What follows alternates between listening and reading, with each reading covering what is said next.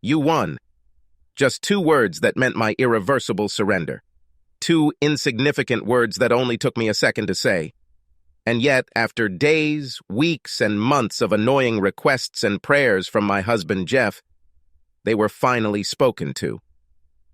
I looked at my wedding ring and sighed angrily. Do vows really not mean anything anymore? Does this mean that you agree? He asked, hopefully. Yes. I hope you won't change your mind? I sighed at his stupid question and stared at him in disbelief. What part of yes did he not understand? He had been begging me to go along with his dangerous idea for months, and now that I had finally given in out of utter disappointment, he doubted my submission to his foolish plan. A volcano was raging inside, and I couldn't believe that I was agreeing to do something so sinful, how to become a participant in an open relationship, and even attend a party created specifically for such couples. I rolled my tear-filled eyes toward the ceiling and quickly remembered how Jeff first came to me with his outlandish proposal. This was almost a year ago. He started by saying that our marriage needed some seasoning. At first, I thought he was talking about going on an exotic vacation or maybe buying me a bunch of sexy lingerie. I even got to the point where I thought he was going to say we should watch some provocative videos. Then I assumed that he was suggesting that we start experimenting with some new positions. At first, he seemed hesitant to tell me what kind of seasoning he was talking about, so I got more information from him. And how do you propose to revive our marriage?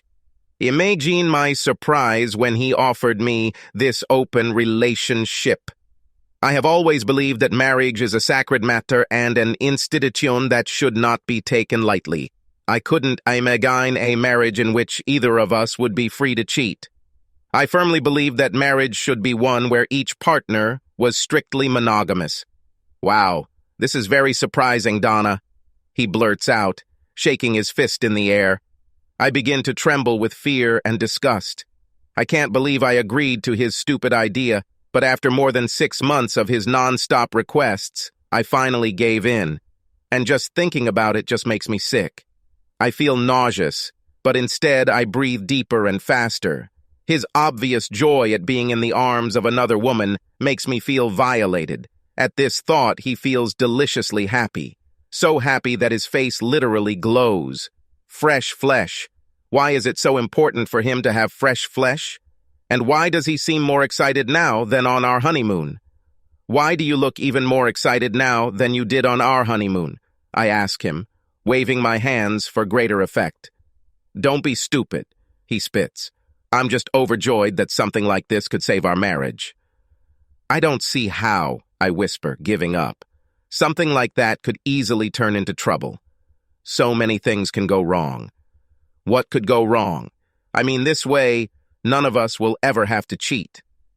We just pick a couple a few times a year, and while I'm having sex with the guy's wife, you're having sex with her husband. My best friend Larry throws parties at his mansion every weekend. We could attend them, and it's all pure fun without any emotional attachment. This is just to keep our sex life fresh and exciting. We will end up loving each other even more, not to mention enjoying each other's bodies even more. That's what you say. But I am saying that it can and probably will end in disaster. I don't understand how, he said stupidly. I've thought it all out, and nothing can go wrong. It'll just be a lot of fun. What could go wrong? For example, sexually transmitted diseases, pregnancy. He chuckled at my words and then smiled stupidly. We will use condoms conscientiously. So it's not a problem. Until one gets damaged and leaks. Didn't understand? I mean, a guy or girl might put a hole in a condom just because they get the extra thrill of taking the risk. Or maybe a woman can't get pregnant from her husband, so she tries to get pregnant from someone else's husband. This is quite far-fetched. Not really, I insisted. And there's also a possible emotional attachment to worry about. Emotional attachment? Yes, for example, unexpectedly falling in love. The heart is a complicated thing, and there is a chance that someone might fall in love and become obsessed. He seemed confused and began to look upset. My friend Larry would never allow anything like this to happen. Besides, you're just nitpicking the plan and imagining all these negative scenarios because you want to stop it before it starts. His words stung me like flying daggers. I suddenly felt empty and depressed. He was determined to have sex with other girls, and that was it. That way he knew he wouldn't have to go around behind my back. He can just do it in front of me. I'm not trying to give up on your crazy plan, I assured him. But I'm just pointing out the traps. Everything will be fine, you'll see. Suddenly, a tear rolled down my cheek, and I felt myself shaking with rage. Doesn't he understand how unfair all this is to me? He always hinted that he might divorce me or secretly cheat on me if I didn't agree to let us be open. I tried not to feel terribly manipulated and used, but that's exactly what I got by marrying a multimillionaire. All his life he felt spoiled and not deprived. Normal, everyday rules seemed to have no effect on him. Why couldn't I choose who to fall in love with? I folded my palms and covered my face with my hands and suddenly cried like a child. He forced me to accept his stupid fantasy and make it mine. But deep down, I didn't want to be a part of it, and he knew it. But he was incredibly selfish and frivolous. He obviously didn't care how much the thought upset me. He just wanted me to agree. He knew that I was head over heels in love with him, and that in a few years, I would like to have children with him. I couldn't imagine ever divorcing him. I'm stuck. He came up and put his arm around my shoulders, whispering that everything would be fine and that everything would be for the best. He did his best to comfort me, but I was inconsolable all night. We went to bed soon after, and he had no problem falling asleep without me. I did not sleep and was nervous, looking at the ceiling in the dark. A long piece of silky web clung to the corner of the ceiling, and the spider began to lunge at the trapped and helpless fly. She couldn't escape, and couldn't escape the fact that every drop of life was slowly draining out of her. I felt the same way. When I woke up, I noticed that Jeff was up early and was even singing in the shower. I cringed at the sound of his enthusiastic voice. He had never sung in the shower before, and he had never gotten up early for work before. This made me realize that he was over the moon with my capitulation to his demand. I lay on the bed and felt my stomach shrink. I wondered if he actually already had such an open pair, and if so, what do they look like and who are they? The more I thought about it, the more disgusted I became. Jeff and I had only been married for 3 years, and yet for the past 6 months, he had been constantly telling me that our marriage needed some seasoning if we were to save it. I had to ask myself if the humiliation of my body after I'll have sex with some unknown man will save my marriage. Part of me was sure that this would only worsen the relationship between Jeff and me, and I couldn't resist trying to do anything that could save our marital relationship. I knew deep down that I would either have to comply with the damn request or risk losing Jeff forever in divorce. I pouted at the thought as Jeff continued to sing a happy storm. Was I even sure that such a fragile marriage was worth saving? And why do I love this bastard so much? Especially after all the agony I had to go through because of his disgusting proposal. I rolled over and pretended I was still asleep. There's no point in showing Jeff how I cry again. He'll be at work soon, and then I'll be able to treat myself to Belgian sweets, while I openly sob and figure out what to do. It only took Jeff 10 minutes to get dressed and almost float out onto the porch. He was so excited about the idea of upcoming freedoms that he managed to wear 2 different colored socks. I waited until I heard his BMW pour in the driveway and finally jumped out of bed. Instead of candy, I started looking for a bottle of wine. In the situation I find myself in, alcohol would be a better medicine for me than comfort food. Plus, I knew it wouldn't take too long for my overheated and anxious husband to put his plan into action. By the end of that week, much to my disappointment, he was able to quickly figure out all the details. There will be no more delays, let alone postponements. Tonight, we will attend our first official open couple in the mansion of his friend, millionaire Larry. I realized that it was his best friend Larry who had been encouraging him all this time and convincing him to get on the swinging bandwagon. We have to be there by 8, so try to get dressed quickly, Jeff said shyly. I sighed, but I couldn't cry anymore. I had been secretly crying all day, but now that the time had finally come, I saw no point in protesting or delaying it any longer. I stood in front of one of her closets. It took me a minute or so to find the right dress. I caught Jeff's greedy gaze, but today his attention was focused on something else. He was going to have sex with someone else, and I had to let him do it. I chose my brand new tight red velvet dress. It was low-cut and sleeveless, not to mention it was terribly short. It was very provocative and hugged my ass very tightly. Before I had time to put on my naughty 5-inch red pumps, he suddenly turned pale and dumbfounded. He didn't expect me to dress to kill. I usually dress quite conservatively, just for tonight since he's going to force me to have sex with another guy. Let all eyes be on me, so that this guy is really hot, the one I choose. I imagined a super young stud with flowing sexy hair. He remained silent for about a minute as he gaped, but his mouth was wide open in shock and disbelief. "Don't worry, I don't have a bra or panties on," teased I. "You know, you shouldn't overdo it," he muttered uncertainty. "Look here," I spat defiantly. "We agreed that I will let you have sex with any girl you want, and I'll let you do just that. So don't think the same doesn't apply to me.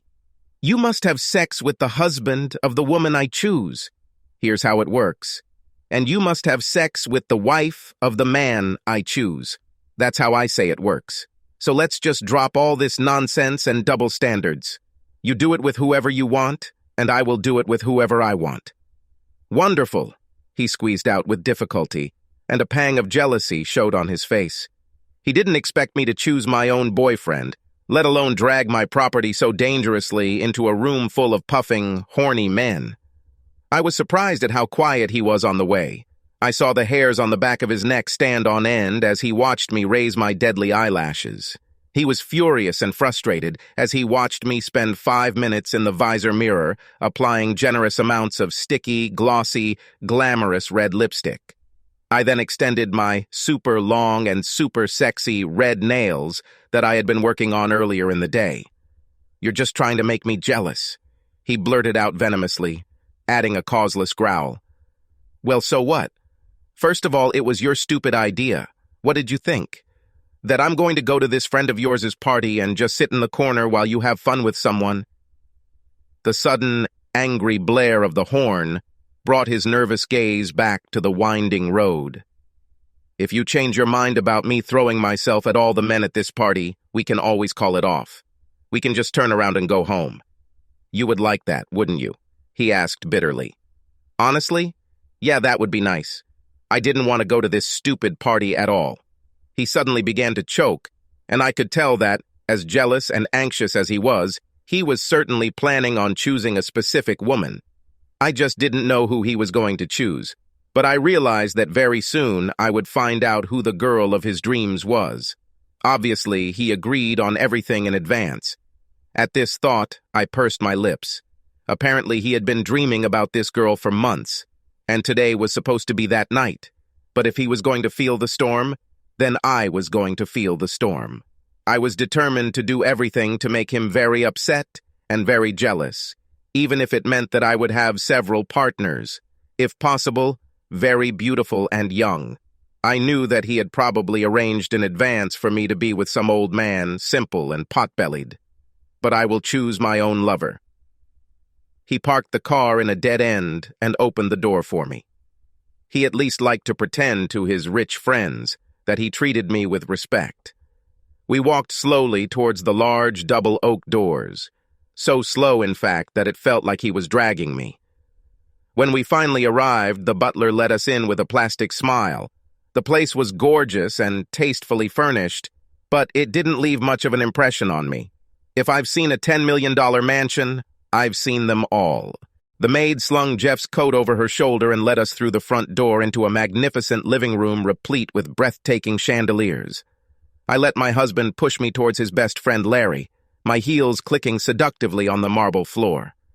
Now that we were here, part of me just wanted to sit in the corner, act like some shriveled plant, and then just wither away, unnoticed. But the clicking sound of my super high, super sexy shoes was turning me on. I found it strange, but at the same time, very exciting. After a few more seconds, I clearly saw that all the men's gazes were directed at me. Most of the guys stuck out their tongues, flicking them across the sparkling marble floor. At the same time, most of the ladies gave my husband Jeff a curious look. After all, the way this thing worked was that two couples would get together and swap partners for the evening. So while all the husbands were crazy about me, their wives ended up with Jeff. But did they want to stay with Jeff? Larry shook his best friend's hand and ceremoniously took my hand, leaning in to kiss it. I knew my outfit and sexy curves were creating quite a stir, and the ladies, including Larry's wife, didn't seem too keen on making friends with me. They just stood aside, looking at me with jealousy. I got the feeling that Jeff was nervous about the attention I was getting. "Relax, Jeff," Larry said jokingly. "We're not going to have sex with her or anything like that." The chandeliers were bright and sparkling, like 1,000,000,000 diamonds sparkling with unlimited brilliance. A few drops of sweat appeared on my forehead, and I immediately wanted to go and wipe them away. I hated sweating. "I think I'll use the ladies' room." Larry smiled mischievously. "Over there. But don't stay too long. All the guys will want to meet you." I put on my own plastic smile and then headed to the bathroom, feeling super horny but uncomfortable. I married Jeff as a virgin and have never known another man sexually. Only now the whole situation really started to turn me on. Only I didn't like these new feelings of mine, at least for now. The door to the bathroom was locked, and someone helpfully whispered that there were at least 4 bathrooms upstairs. The woman who gave me this information was wearing what looked like a maid's uniform.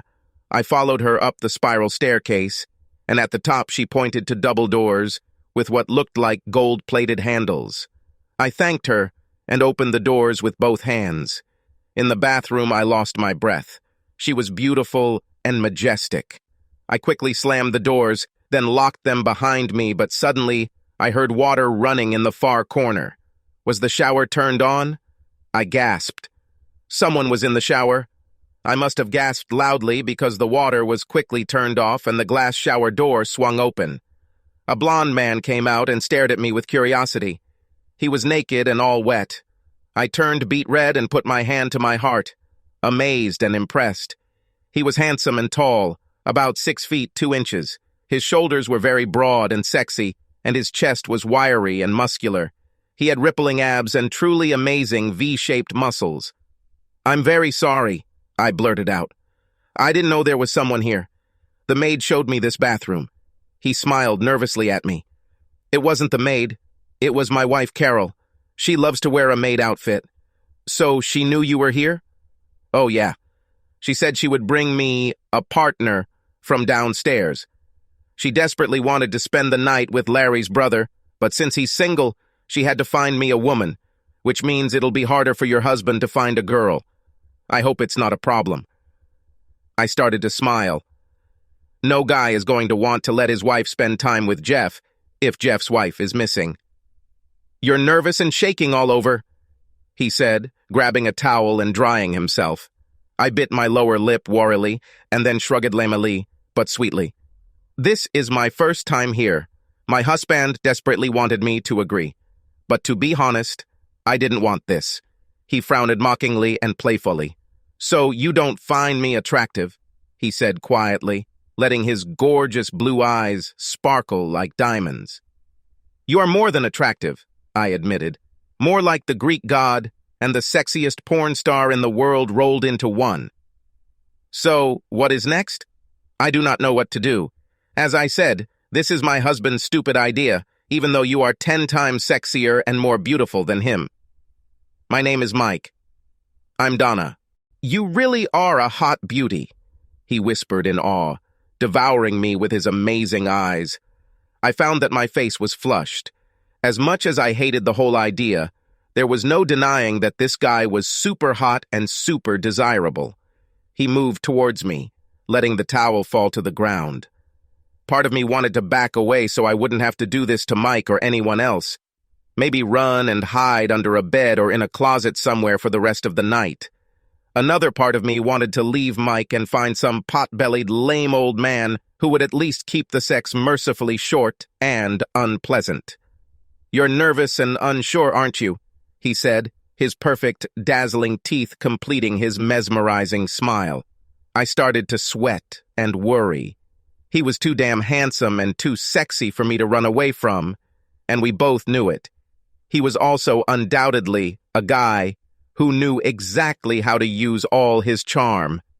I froze when he stepped towards me. His muscular arms suddenly wrapped around me, and his long, silky blonde hair pressed teasingly against my smooth, trembling neck. His lips were cherry red and juicy, pressing like delicious fire against my defenseless mouth. His arms lift me into the air and sit me on the countertop, my back to the fancy tiled wall. He kissed me feverishly, knowing it would easily melt away any lingering resistance in my anxious mind. I pushed against the ledge, tearing off my red velvet dress until it fell to the floor, leaving me completely naked. But I kept my sexy 5-inch pumps on. Their color matched my lips and long, stunning nails. He kissed much more skillfully than I could have imagined, and within minutes my temperature was out of control. His hands were warm and skillful, rubbing my thighs, and his kisses continued to feel incredibly amazing, filling me with a bliss too delicious for words. Suddenly there was a knock on the door. The knocking was desperate and lewd. We stopped kissing for a moment when Jeff's voice came from behind the locked door. "Donna, are you there?" "There's no one here but me," Mike shouted to him. There was a pause, then we heard the sound of Jeff's frantic footsteps running away to search the rest of the top floor. Apparently, the husband of the wife he chose sent Jeff to look for me, but none of them will find me. Mike took advantage of the fact that I was wide-eyed and quickly continued kissing me. His skillful lips made my face, neck, and chest tremble with unbridled glee. We enjoyed the moment, pulling each other closer. I had never felt such amazing joy before, and I doubted he had either. The accumulation and mutual release was simply amazing. When all was said and done, Mike and I slid onto the floor and chatted pleasantly for the rest of the evening. Then we took a shower and freshened up. We made a pact that we would continue to meet at these weekly swingers parties, but we would keep our sex a secret. We also agreed to never use a condom. Skin to skin was beyond heaven. I also told Mike that whenever I got pregnant with his child, I would just pretend that one of Jeff's condoms broke, so that my husband would take the blame. My husband is very jealous and very selfish. He would go crazy if he knew that I plan to pay attention to a super handsome guy like you every week. Don't worry, we will lock ourselves in this bathroom every time. It will be our secret, Mike told me, winking playfully. I finished brushing my hair and kissed Mike generously on his amazing lips. Then I walked out the door. He let me leave the bathroom first. We didn't want to be seen leaving together. "I couldn't find you," Jeff blurted out as I walked down the stairs. He looked up the stairs but saw no one. "I chickened out," I lied. "I hope you forgive me. I hid in the bedroom and just fell asleep. I wanted to pick some old guy for you, but I guess I just couldn't." He frowned and blushed. "I hope you're not going to ruin everything for me. I spent this evening with a very cute redhead. Some women here are single, so if you don't have sex, it won't bother me. But at least you have to promise that you will come. They won't let a guy in without a partner. House rules. But they don't keep track of what's going on here. So promise me you'll come every week, even if you don't have sex with anyone." "I will continue," I assured him. "Thank you for letting me win," he said joyfully, his face beaming from ear to ear. "I'll let you win week after week," I lied. I knew that the main gain was already mine. Subscribe to our channel so that your second chaff doesn't cheat on you, and go ahead and listen to the next story, because this story is nothing compared to the next one. If you're under 18, don't even think about listening to the next one.